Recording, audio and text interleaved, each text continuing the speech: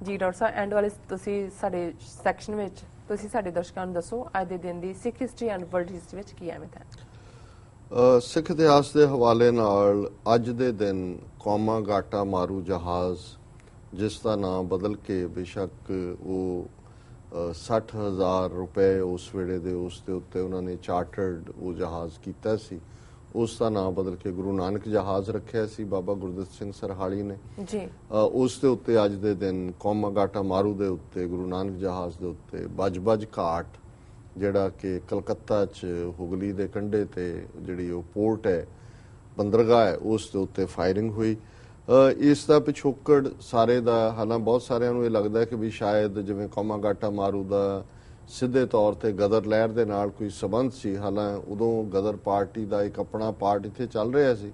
ਸਿੱਧੇ ਤੌਰ ਤੇ ਤਾਂ ਇੱਕ ਜ਼ਾਹਰ ਹੈ ਕਿ ਵੀ ਜਿਵੇਂ ਉਡਿਆ ਊਡ ਆਵੇ ਸਹਿ ਕੋਸਾਂ ਤੇ ਸਪਾਛਾ ਬਚਰੇ ਛਰਿਆ, ਇੱਕ ਖੁਰਾਕ ਦੀ ਭਾਲ ਦੇ ਵਿੱਚ ਹਜ਼ਾਰਾਂ ਮੀਲ ਮਾਈਗ੍ਰੇਟਰੀ ਬਰਡਸ ਵੀ ਆਉਂਦੇ ਨੇ, ਔਰ ਪੰਜਾਬ ਦੀ ਧਰਤੀ ਤੇ ਜਾਇਆ ਨੇ ਤਾਂ ਹਮੇਸ਼ਾ ਹੀ ਜਿਨ੍ਹਾਂ ਨੇ ਕਿਰਤ ਦਾ ਸਬਕ ਪੜ੍ਹਿਆ ਉਹਨਾਂ ਨੇ ਹਮੇਸ਼ਾ ਹੀ ਉੱਥੇ ਵੀ ਮਿਹਨਤ ਕੀਤੀ, ਤੇ ਜਦੋਂ ਉਹਨਾਂ ਨੂੰ ਲੱਗਾ ਕਿ ਕਿਤੇ ਹੋਰ ਜ਼ਿਆਦਾ ਚੰਗੇ ਮੌਕੇ ਨੇ, ਉਹ ਮਿਹਨਤ ਕਰਕੇ ਆਪਣੇ ਪਰਿਵਾਰ ਨੂੰ, ਆਪਣੇ ਸਮਾਜ ਨੂੰ, ਆਪਣੀ ਕੌਮ ਨੂੰ ਹੋਰ ਪ੍ਰੋਸਪੈਰਿਟੀ ਦੇ ਸਕਦੇ ਨੇ, ਤੇ ਉਹ ਬੜੀਆਂ ਮੁਸ਼ਕਲਾਂ ਝਾਕਦੇ ਆ, ਔਖਿਆਈਆਂ ਚੋਂ ਲੰਘਦੇ ਆ ਵੀ ਦੇਸ਼ ਛੱਡ ਕੇ ਪ੍ਰਦੇਸ਼ਾਂ ਦੇ ਵਿੱਚ ਗਏ।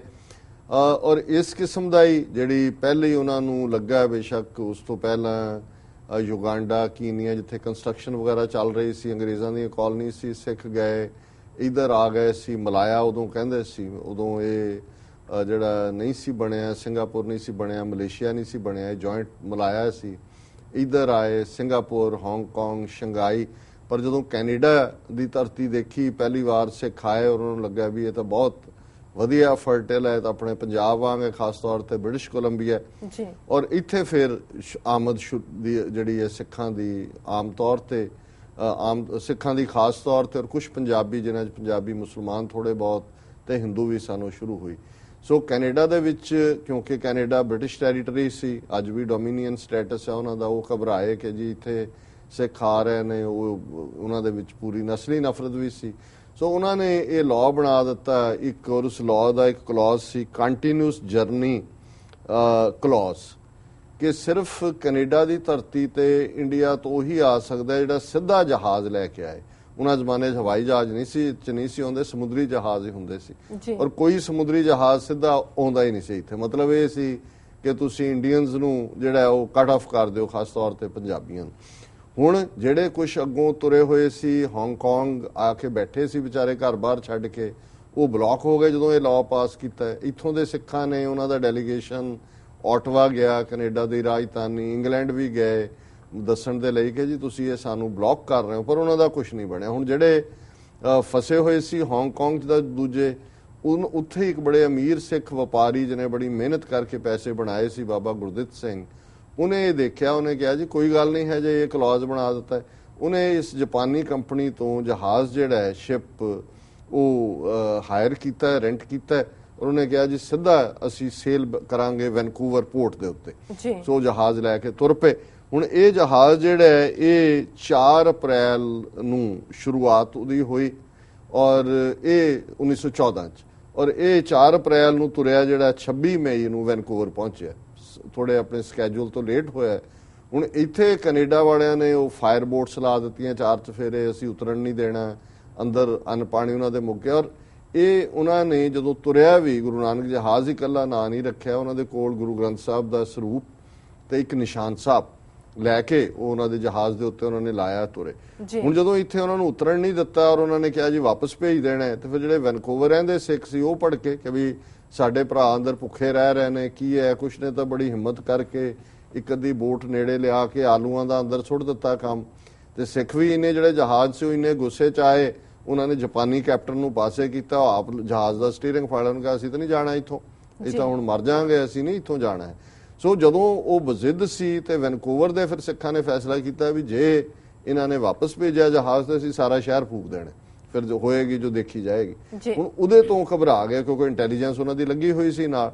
ਸੋ ਚਲੋ ਕੁੱਲ ਮਿਲਾ ਕੇ ਉਹਨਾਂ ਨੇ ਸਮਝੌਤਾ ਜਿਹਾ ਕਰ ਲਿਆ ਕਿ ਜੀ ਠੀਕ ਹੈ, ਇਹਨਾਂ ਨੂੰ ਵਾਪਸ ਜਾ ਲੈਣ ਦਿੰਦੇ, ਇਹਨਾਂ ਨੂੰ ਵਾਪਸੀ ਦਾ ਸਮਾਨ ਦੇ ਦਿੰਦੇ ਆ, ਰਾਸ਼ਨ ਦੇ ਦਿੰਦੇ ਆ। 2-3 ਮੁਸਾਫਰ ਜਿਨ੍ਹਾਂ ਦੇ ਕਾਗਜ਼ ਉਹਨਾਂ ਨੇ ਕਿਹਾ ਜੀ ਪੂਰੇ ਨੇ, ਉਹ ਅਸੀਂ ਉਤਾਰ ਲੈਣੇ। ਇਸ ਕਿਸਮ ਦਾ ਜਿਹੜਾ ਉਹ ਕੰਪਰੋਮਾਈਜ਼ ਕੀਤਾ। ਔਰ ਇਸ ਸਾਰੇ ਦੇ ਵਿੱਚ 376 ਕੁੱਲ ਮੁਸਾਫਰ ਸੀ ਕੌਮਾ ਗਾਟਾ ਮਾਰੂ 'ਚ, ਔਰ 346 ਉਹਨਾਂ ਦੇ ਵਿੱਚੋਂ ਸਿੱਖ ਸਨ। ਔਰ ਬੇਸ਼ੱਕ ਵੈਨਕੂਵਰ ਦੇ ਸਿੱਖਾਂ ਨੇ ਕੈਨੇਡਾ ਦੇ, ਬ੍ਰਿਟਿਸ਼ ਕੋਲੰਬੀਆ ਦੇ ਸੁਪਰੀਮ ਕੋਰਟ 'ਚ ਵੀ ਅਪੀਲ ਕੀਤੀ, ਪਰ ਕਿਉਂਕਿ ਰੇਸਿਜ਼ਮ ਸੀ ਚਾਰੇ ਪਾਸੇ, ਉਹ ਅਪੀਲ ਵੀ ਰਿਜੈਕਟ ਹੋ ਗਈ ਔਰ ਉਹ ਜਹਾਜ਼ ਜਿਹੜਾ ਹੈ ਉਹ ਵਾਪਸ ਤੁਰ ਪਿਆ।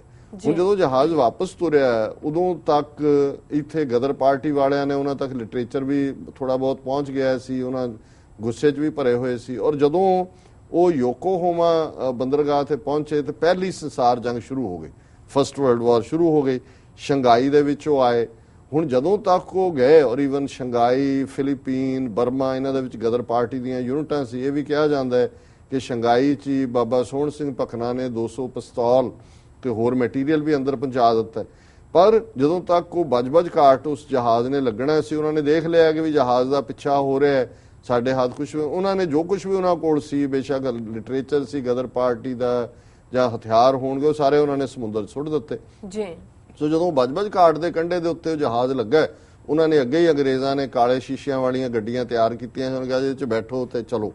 ਉਹਨਾਂ ਨੇ ਕਿਹਾ ਜੀ ਗੁਰੂ ਗ੍ਰੰਥ ਸਾਹਿਬ ਸਾਡੇ ਕੋਲ ਹੈ, ਅਸੀਂ ਲੋਕਲ ਗੁਰਦੁਆਰਾ ਸਾਹਿਬ 'ਚ ਗੁਰੂ ਗ੍ਰੰਥ ਸਾਹਿਬ ਪਹੁੰਚਾਵਾਂਗੇ ਔਰ ਫਿਰ ਅਸੀਂ ਜਿਹੜਾ ਜਾਵਾਂਗੇ। ਸੋ ਉੱਥੇ ਇਸ ਗੱਲ ਦੇ ਉੱਤੇ ਤਕਰਾਰ, ਬਹਿਸ ਹੋਈ ਔਰ ਜਿਹੜਾ ਗੋਰਾ ਪੁਲਿਸ ਚੀਫ ਸੀ, ਦੇਸੀ ਵੀ ਪੁਲਿਸ ਲੈ ਕੇ ਨਾਲ ਆਇਆ, ਉਹਨੇ ਬੜੇ ਹੈਂਕੜ 'ਚ ਕੁਛ ਕਿਹਾ ਤੇ ਇੱਕ ਸਿੰਘ ਨੇ ਉਸ ਨੂੰ ਮਾਰਤਾ, ਉਹਨੂੰ ਪੁਲਿਸ ਚੀਫ ਨੂੰ ਗੋਲੀ ਚੱਲ ਗਈ। ਔਰ ਉਸ ਗੋਲੀ ਕਾਂਡ ਦੇ ਵਿੱਚ ਜਿਹੜਾ 18 ਸਿੱਖ ਮਰੇ, 25 ਜ਼ਖਮੀ ਹੋਏ, ਪੁਲਿਸ ਚੀਫ ਵੀ ਮਾਰਿਆ ਗਿਆ, 2-3 ਪੁਲਿਸੀਏ ਵੀ ਮਾਰੇ ਗਏ।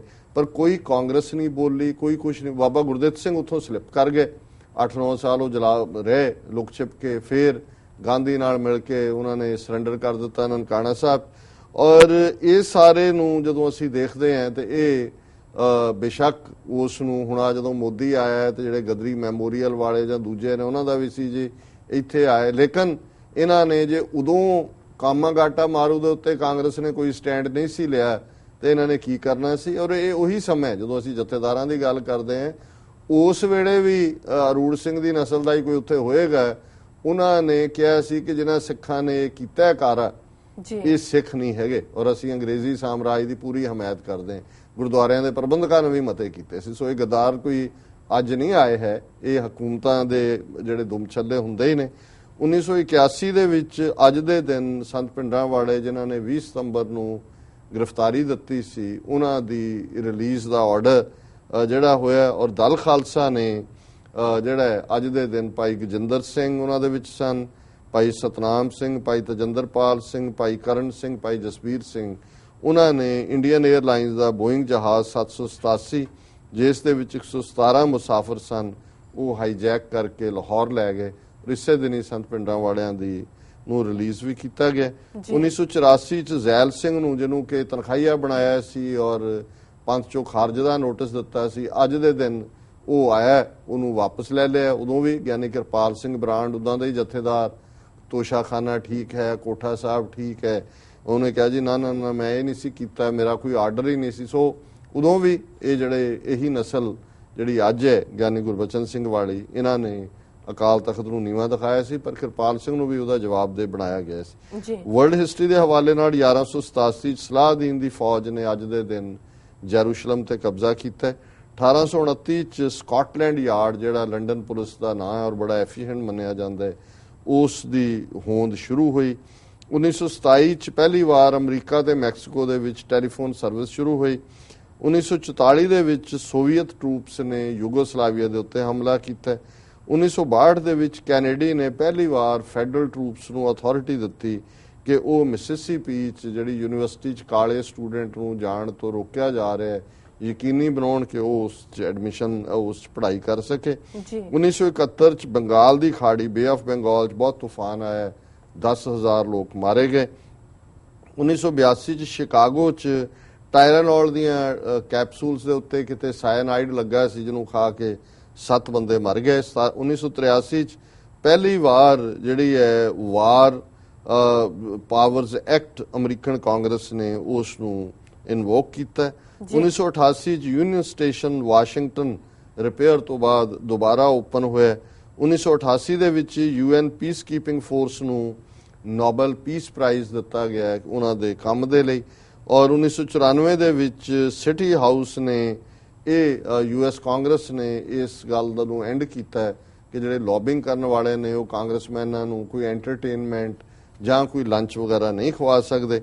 ਔਰ 2014 ਚ ਅਫਗਾਨ ਸਰਕਾਰ ਨੇ ਅਮਰੀਕਾ ਦੇ ਨਾਲ ਸਮਝੌਤਾ ਕੀਤਾ ਕਿ 2014 ਤੋਂ ਬਾਅਦ ਵੀ ਅਮਰੀਕੀ ਫੌਜ ਰਹਿ ਸਕਦੀ ਹੈ। ਹਾਮਿਦ ਕਰਜ਼ਾਈ ਇਹਨੂੰ ਨਹੀਂ ਸੀ ਮੰਨਦਾ, ਪਰ ਇਹਦੇ ਬਾਵਜੂਦ ਇਹ ਸਮਝੌਤਾ ਅਜੇ ਇੱਕ ਦਿਨ ਪਹਿਲਾਂ ਹੀ ਜਿਹੜਾ ਵੱਡਾ ਸ਼ਹਿਰ ਕੁੰਦੂਜ਼ ਹੈ ਅਫਗਾਨਿਸਤਾਨ ਦਾ ਉਹ ਤਾਲਿਬਾਨ ਨੇ ਲੈ ਲਿਆ।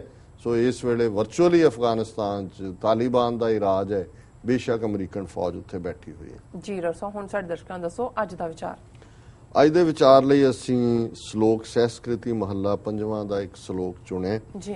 ਔਰ ਇਹ ਸ਼ਲੋਕ ਹੈ ਨਹਿ ਸਮਰਥੰ ਨਹਿ ਸੇਵਕੰ ਨਹਿ ਪ੍ਰੀਤ ਪਰਮ ਪੁਰਖੋਤਮੰ ਤਵ ਪ੍ਰਸਾਦ ਸਿਮਰੰਤ ਨਾਮੰ ਨਾਨਕ ਕਿਰਪਾਲ ਹਰ ਹਰ ਗੁਰੰਗ। ਜੀ ਕਿ ਮੇਰੇ 'ਚ ਕੋਈ ਸਮਰੱਥਾ ਨਹੀਂ ਹੈ। ਇਹਨੂੰ ਕਹਿੰਦੇ ਨੇ ਆਜ਼ਿਜ਼ੀ, ਨਿਮਰਤਾ, ਆਪਣੇ ਆਪ ਨੂੰ, ਜਿਵੇਂ ਗੁਰੂ ਨਾਨਕ ਸਾਹਿਬ ਬਾਣੀ 'ਚ ਨਾਨਕ ਦਾਸ ਨੀਚ ਅਜਾਨ, ਕਿ ਮੈਂ ਮੂੜ ਹਾਂ, ਮੈਂ ਮੂਰਖ ਹਾਂ, ਮੈਂ ਦਾਸ ਹਾਂ, ਮੈਂ ਅਜਾਨ ਹੈ। ਔਰ ਇਹੀ ਜਿਹੜੀ ਨਿਮਰਤਾ ਭਾਵਨਾ, ਆਜ਼ਿਜ਼ੀ ਭਾਵਨਾ ਨੂੰ ਇਸ ਸ਼ਲੋਕ 'ਚ ਪੰਜਵੇਂ ਨਾਨਕ ਗੁਰੂ ਅਰਜਨ ਸਾਹਿਬ ਪ੍ਰਗਟ ਕਰਦੇ ਨੇ ਕਿ ਹੈ ਨਿਰੰਕਾਰ ਮੇਰੇ 'ਚ ਕੋਈ ਸਮਰੱਥਾ ਨਹੀਂ ਹੈ। ਨੈ ਸਮਰਥੰ ਨੈ ਸੇਵਕੰ, ਮੇਰੇ ਤੋਂ ਤੇਰਾ ਸੇਵਕ ਵੀ ਬਣਿਆ ਨਹੀਂ ਜਾਂਦਾ, ਮੇਰੇ 'ਚ ਸੇਵਕ ਵਾਲਾ ਵੀ ਕੋਈ ਗੁਣ ਨਹੀਂ ਹੈ। ਨਹਿ ਪ੍ਰੀਤ ਪਰਮ ਪਰਖੋਤਮੰ, ਮੈਨੂੰ ਪਿਆਰ ਕਰਨਾ ਵੀ ਨਹੀਂ ਆਉਂਦਾ, ਮੈਂ ਤੈਨੂੰ ਕਿਵੇਂ ਪਿਆਰ ਕਰਾਂ। ਤੂੰ ਸੁਣਿਆ ਤੂੰ ਪਿਆਰ ਦਾ ਰੀਝਦਾ ਹੈ, ਪਿਆਰ ਤੇਰੇ ਤੱਕ ਪਹੁੰਚਣ ਦੀ ਜ਼ਬਾਨ ਹੈ, ਪਰ ਮੈਨੂੰ ਤਾਂ ਪਿਆਰ ਕਰਨ ਦੀ ਜਾਚ ਹੀ ਨਹੀਂ ਹੈ। ਨਹਿ ਪ੍ਰੀਤ ਪਰਮ ਪਰਖੋਤਮੰ, ਹੇ ਪਰਮ ਪਰਖੋਤਮ, ਪਰਸ਼ੋਤਮ ਵੀ ਕਿਹਾ ਜਾਂਦਾ ਹੈ। ਹੇ ਵਾਹਿਗੁਰੂ, ਨਾ ਮੈਨੂੰ ਸੇਵਾ ਦਾ ਪਤਾ ਹੈ, ਨਾ ਮੈਨੂੰ ਪਿਆਰ ਕਰਨ ਦਾ ਪਤਾ ਹੈ, ਨਾ ਮੇਰੇ 'ਚ ਕੋਈ ਸਮਰੱਥ ਹੈ। ਤਵ ਪ੍ਰਸਾਦ ਸਿਮਰੰਤ ਨਾਮੰ, ਜੇ ਫਿਰ ਵੀ ਮੇਰੇ ਤੇ ਨਾਮ ਦੀ ਤੁਸੀਂ ਮਹਿਮਾ, ਨਾਮ ਦੇ ਨਾਲ ਮੈਨੂੰ ਜੋੜਿਆ ਹੈ, ਨਾਮ ਦੀ ਬਖਸ਼ਿਸ਼ ਕੀਤੀ ਹੈ, ਤੇ ਇਹ ਤਹਿ ਤਵ ਪ੍ਰਸਾਦ, ਪ੍ਰਸਾਦ ਕਹਿੰਦੇ ਨੇ ਕਿਰਪਾ ਨੂੰ, ਕਿ ਤੇਰੀ ਕਿਰਪਾ ਦੇ ਨਾਲ ਹੀ ਹੈ ਜੇ ਮੇਰੇ ਅੰਦਰ ਨਾਮ ਵਸਦਾ ਹੈ। ਨਾਨਕ ਤਵ ਪ੍ਰਸਾਦ ਸਿਮਰੰਤ ਨਾਮੰ ਨਾਨਕ ਕਿਰਪਾਲ ਹਰ ਹਰ ਗੁਰੰਗ। ਜੀ ਤੇ ਪੰਜਵੇਂ ਨਾਨਕ ਕਹਿੰਦੇ ਨੇ ਕਿ ਉਸ ਕਿਰਪਾਲ ਵਾਹਿਗੁਰੂ ਨੇ ਕਿਰਪਾ ਕਰਕੇ ਮੈਨੂੰ ਹਰੀ ਹਰੀ ਵਾਹਿਗੁਰੂ ਵਾਹਿਗੁਰੂ ਕਹਿਣਾ ਸਿਖਾ ਦਿੱਤਾ ਹੈ। ਇਹ ਉਸ ਦੀ ਹੀ ਬਖਸ਼ਿਸ਼ ਹੈ, ਉਸ ਦੀ ਹੀ ਰਹਿਮਤ ਹੈ। ਸੋ ਇਸ ਦਾ ਮੁੱਖ ਜਿਹੜਾ ਮੈਸੇਜ ਤਾਂ ਇਹੀ ਹੈ ਕਿ ਜਦੋਂ ਤੁਸੀਂ ਨਿਰੰਕਾਰ ਦੇ ਨਾਲ ਇਕਮਿਕਤਾ, ਇਕਸੁਰਤਾ ਇਸ ਕਦਰ ਵੀ ਹਾਸਲ ਕਰੋ ਜਿਹੜੀ ਕਿ ਗੁਰੂ ਨਾਨਕ ਸਾਹਿਬ ਆਪ ਉਸ ਦਾ ਰੂਪ ਨੇ, ਜਿਹੜਾ ਆਪ ਜਿਹੜੇ ਨੇ ਉਹ ਇਕਮਿਕ ਨੇ, ਫਿਰ ਵੀ ਤੁਸੀਂ ਆਜ਼ਿਜ਼ੀ ਰੱਖਦੇ ਆ, ਫਿਰ ਵੀ ਤੁਸੀਂ ਨਿਮਰਤਾ ਰੱਖਦੇ ਆ। ਇਹੀ ਵਾਹਿਗੁਰੂ ਤੋਂ ਮੰਗਣਾ ਹੈ। ਨਾਨਕ ਨਾਮ ਮਿਲੇ ਤਾਂ ਜੀਵਾਂ, ਤਨ ਮਨ ਥੀਵੈ ਹਰਿਆ। ਸੋ ਇਹ ਅੱਜ ਦਾ ਵਿਚਾਰ। ਜੀ ਡਾਕਟਰ ਸਾਹਿਬ, ਤੁਹਾਡਾ ਬਹੁਤ ਬਹੁਤ ਸ਼ੁਕਰੀਆ, ਤੁਸੀਂ ਅੱਜ ਦਾ ਵਿਚਾਰ ਸਾਡੇ ਦਰਸ਼ਕਾਂ ਨਾਲ ਸਾਂਝਾ ਕੀਤਾ। ਇਸ ਨਾਲ ਆਪਣੇ ਵਿਊਅਰਸ ਕੋਲ ਲੈਣੇ ਇਜਾਜ਼ਤ। ਵਿਊਅਰਸ, ਤੁਹਾਡਾ ਵੀ ਬਹੁਤ ਬਹੁਤ ਸ਼ੁਕਰੀਆ, ਤੁਸੀਂ ਆਪਣੇ ਕੀਮਤੀ ਸਮੇਂ ਵਿੱਚੋਂ ਸਮਾਂ ਕੱਢ ਕੇ ਸਾਨੂੰ ਆਪਣੇ ਰਾਏ ਤੇ ਸੁਝਾਅ ਭੇਜਣੇ। ਤਾਂ ਇਸ ਤਰ੍ਹਾਂ ਭੇਜਦੇ ਰਹਿਣਾ ਸਾਡੇ ਇਸ ਪਤੇ ਤੇ sos@tvh4.tv ਤੇ।